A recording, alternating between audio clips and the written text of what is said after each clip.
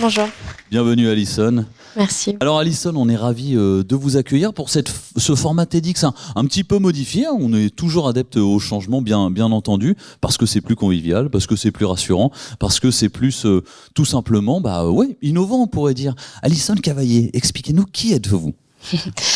Bonjour à tous et à toutes, je m'appelle Alison Cavaillé, j'ai 33 ans et je suis la fondatrice d'une marque de vêtements d'allaitement qui s'appelle Tajine Banane, que j'ai cofondée avec mon frère et mon conjoint en août 2018. Pourquoi tu as créé du coup cette marque? Qu'est-ce qui a poussé cette envie? Et qu'est-ce que c'est Tajine Banane du coup?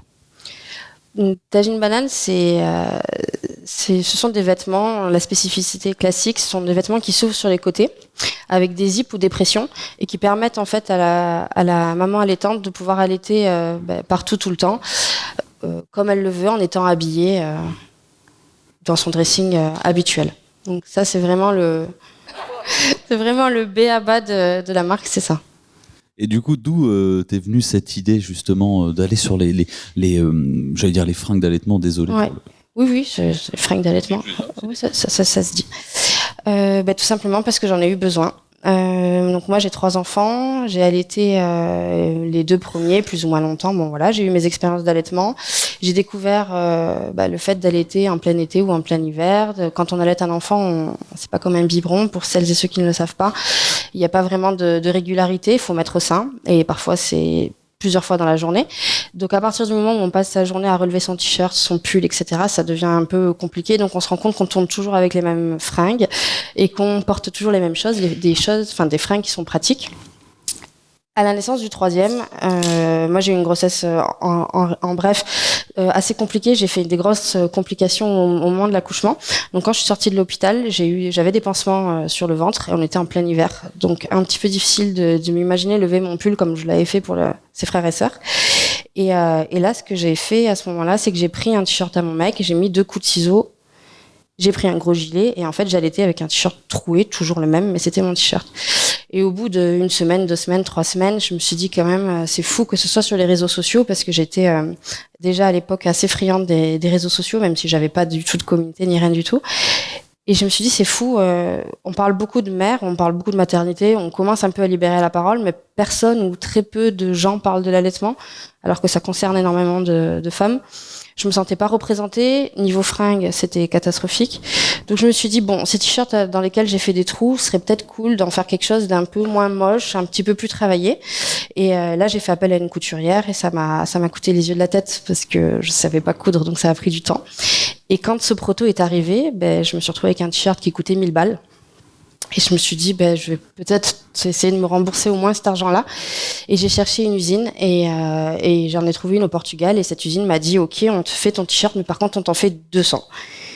Et là, c'était un peu le début du hold-up de ce changement de vie, dans le sens où avec ces 200 t-shirts qui ont débarqué un matin d'été dans mon salon, je me suis retrouvée avec plein de cartons. Et là, j'ai dit, OK, je suis dans la merde, va falloir vraiment, dans la crotte, il va falloir vraiment que je fasse quelque chose de ces t-shirts. Et j'ai créé un compte Instagram qui s'appelle Tajine Banane, qui est au début le surnom de ma famille, en me disant, là, au moins, je vais pouvoir un peu communiquer dessus et essayer de refourguer cette magnifique idée à le plus de monde possible et très rapidement. Et ça s'est fait... Ça s'est lancé comme ça. Et qui s'appelle Orio, l'entrepreneuriat quelque part. On parlait d'aventure en phase préparatoire. En quoi c'est devenu une aventure? En fait, tu as commencé en mode start-up garage et à aller dans les hautes sphères comme on peut le voir à l'image. Peux-tu nous raconter un petit peu, après les 200 maquettes dans le salon, voilà, qu'on peut voir ici, qu'est-ce qui s'est passé et où est-ce que vous en êtes aujourd'hui? Donc on a commencé dans... Du coup, je vais piquer ces t-shirts, ça s'explique. On a commencé dans le garage, donc à La Rochelle, en famille, donc avec mon mec et mon conjoint qui m'ont tout de suite rejoint dans l'aventure. À partir du moment où j'ai commencé à lancer les t-shirts sur les réseaux sociaux, ils se sont vendus tellement vite que tout le monde a dit, OK, on peut pas te laisser toute seule là-dedans, on vient avec toi. Et donc on est passé du garage à un espace de plus de 200 mètres carrés dans Bordeaux, aujourd'hui, qui est notre bureau et notre boutique. On est passé de 3 à 22 salariés et on est passé de 5 000 euros d'investissement à plusieurs millions de chiffre d'affaires en 3 ans.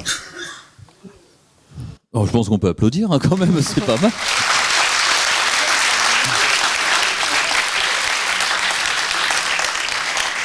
Et alors ce problème, comme on se le disait, c'est comme on dit souvent en start-up, il faut plutôt que trouver des solutions, il faut plutôt trouver des problèmes à résoudre avec une solution.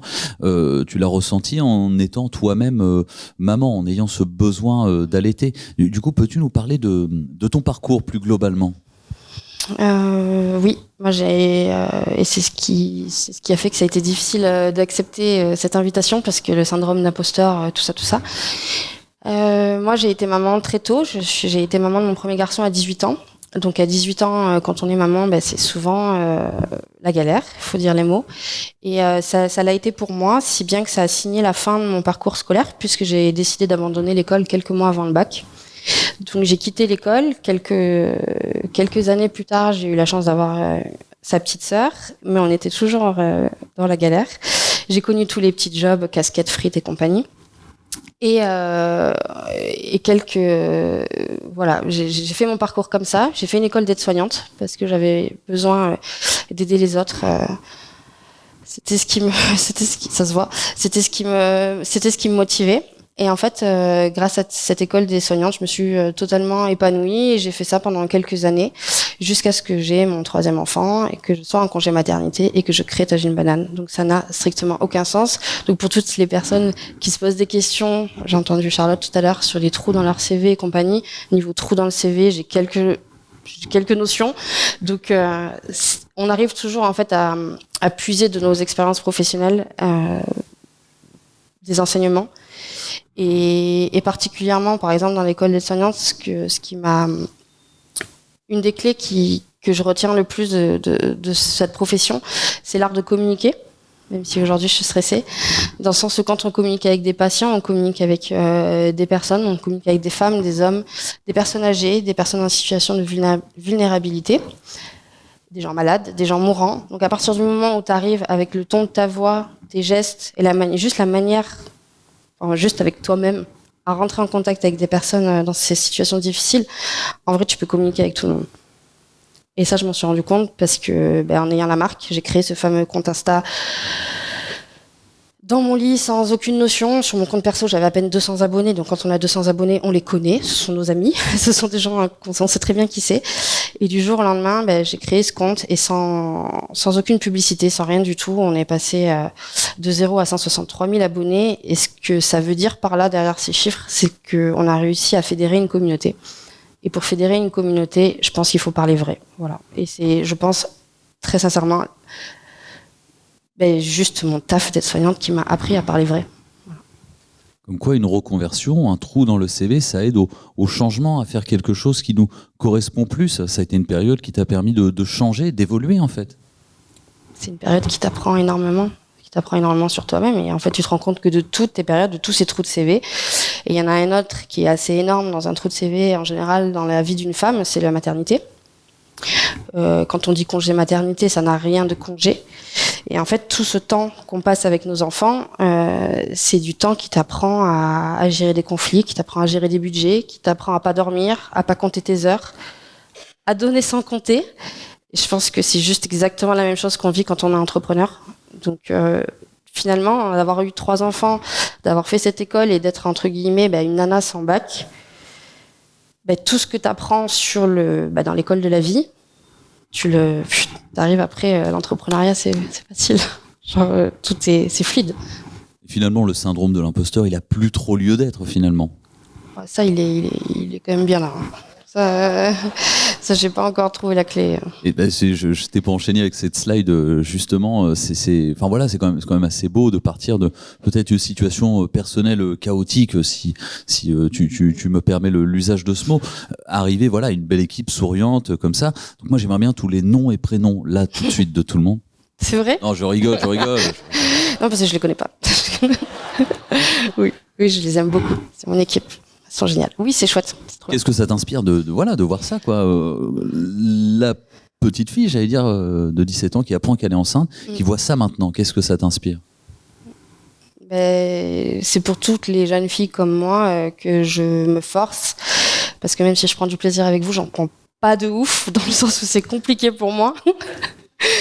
Que je me force à venir là. Parce que je pense que, comme tout à chacun, on a besoin de rôle modèle. On a besoin de montrer qu'il existe différentes parcours, qu'il existe différents chemins, et que s'il y a certaines personnes qui sont motivées par les millions, et ben tant mieux dans mon discours. S'il y en a d'autres qui sont motivées par le fait de pas avoir son bac, et ben tant mieux. Et en fait, je me dis que il y a pas de route tracée, et que à mon avis, si j'avais entendu des meufs comme moi à l'époque, je me serais sentie beaucoup moins mal à l'aise de pas avoir de bac. Je me serais sentie beaucoup moins inutile, clairement. Voilà. Je voulais parler aussi du management en voyant l'équipe, toutes ces aventures de vie, la maternité, l'improvisation, enfin tout ce que tu nous racontes. Tu me disais que ça t'avait aidé à justement aider à manager par la vie, parce que 22 personnes, passer de 3 à 22 personnes, c'est ce qu'on appelle une grosse croissance en start-up. Et le principal risque, c'est de pas s'entendre, de s'engueuler avec les autres. Donc qu'est-ce que ça t'a appris justement, ça? Ben ça arrive. Il y a eu des échecs de recrutement. Il y a eu, je pense à une fille qui est partie et qui ne s'est pas sentie si bien dans la boîte, et c'était notre première recrue. Ça veut pas rien dire. Tu te remets en question, en fait. Tu te remets en question même quand t'es parent, tu te remets en question dans ton couple, tu te remets en question tout le temps, et je crois que toute ta vie peut t'apprendre à être le manager de demain, et t'as pas forcément besoin à partir du moment où tu t'entends ton échec, tu l'acceptes et tu te remets en question, t'évolues, et puis après il faut être moi je me considère pas comme une chef d'entreprise, dans le sens où quand je leur parle pas en me prenant pour quelqu'un d'autre, dans le sens où elles savent très bien que j'ai pas justement ce bagage, que moi la première fois où j'ai mis les pieds dans un bureau, c'était dans le mien. Donc à partir de ce moment-là, j'ai beaucoup moins d'expérience que toutes les personnes que je recrute aujourd'hui, et ça dès l'entretien ils le savent. Il y a qu'un mec, le pauvre, et donc en fait ça permet de garder des relations hyper directes, parce que tout le monde sait d'où je viens. Et je crois qu'il y a aussi une affaire d'engagement derrière Tajine Banane, ou d'engagement personnel, peut-être aussi d'entreprise. Est-ce que tu peux nous en parler? Oui, parce que comme je l'avais dit, outre le fait d'avoir eu un besoin pratico-pratique de vêtements, je me sentais pas représentée. Et comme toutes les personnes ou toutes les minorités qui ne se sentent pas représentées, en général, on va chercher soit à trouver ce rôle modèle, soit entre guillemets, et j'ai pas la prétention de le dire, mais à créer ce dont on a manqué. Et ce qui se passe avec l'allaitement maternel, et c'est pas anecdotique malheureusement, il existe encore, et surtout en France, parce que dans certains pays ça va mieux, des femmes qui se font littéralement agresser parce qu'elles allaitent dans l'espace public. Donc je pense que cette année, niveau actualité, on en a eu quelques-uns des articles qui sont sortis. Je sais pas si vous les avez vus, mais il y en a, je pense, au moins à 3. Donc je pars du postulat que mon vêtement finalement est devenu un vecteur, et grâce on va dire au t-shirt, grâce à la fringue, je peux défendre le droit d'allaiter partout tout le temps, et c'est ce qui fait la force aussi de la marque, et du coup de l'engagement de la communauté. C'est parce qu'on se rend compte qu'il y a un problème, et le problème il est pas juste je sais pas comment m'habiller, c'est derrière il y a énormément de problèmes qui sont sous-jacents, comme le congé maternité, comme beaucoup de choses qu'il va falloir un petit peu repenser. Et c'est vrai que grâce à Tajine Banane, je pense par exemple il y a quelques semaines, j'étais au ministère de l'Intérieur avec Marlène Schiappa pour parler du projet de loi sur la pénalisation en fait justement du délit d'entrave à l'allaitement, ça paraît un peu improbable qu'on en arrive là, mais en gros jusqu'à présent, si je suis en train d'allaiter, tu peux me dire arrête de faire ce que tu fais, et tu as le droit. Donc voilà, il y a plein de choses qui se passent, et je me sers concrètement de ma fringue pour pouvoir aller plus loin derrière.